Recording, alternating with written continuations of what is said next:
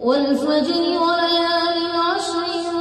والشفع والوتر والليل إذا يسر هل في ذلك قسم لذي حجر ألم تر كيف فعل ربك بعاد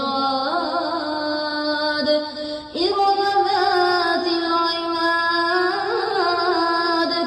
التي لم يخلق مثلها في البلاد وثمود الذين جابوا الصخر بالواد وفرعون ذي الأوتاد الذين طغوا في البلاد فأكثروا فيها الفساد فصب عليهم ربك سوط عذاب إن ربك لبالمرصاد فأما الإنسان إذا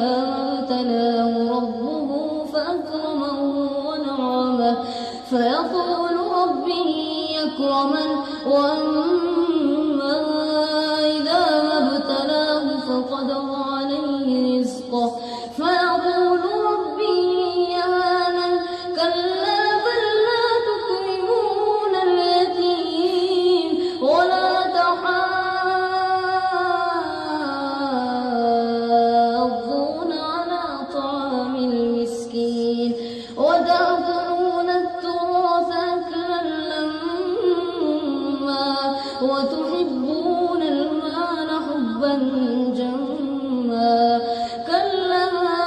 إذا دكت الأرض دكا دكا وجاء ربك والملك صفا صفا وجيء يومئذ بجهنم يومئذ يتذكر الإنسان وأنى له الذكرى يقول يا ليتني قدمت لحياتي فيومئذ لا يعذب عذابه أحد ولا يوثق وثاقه أحد يا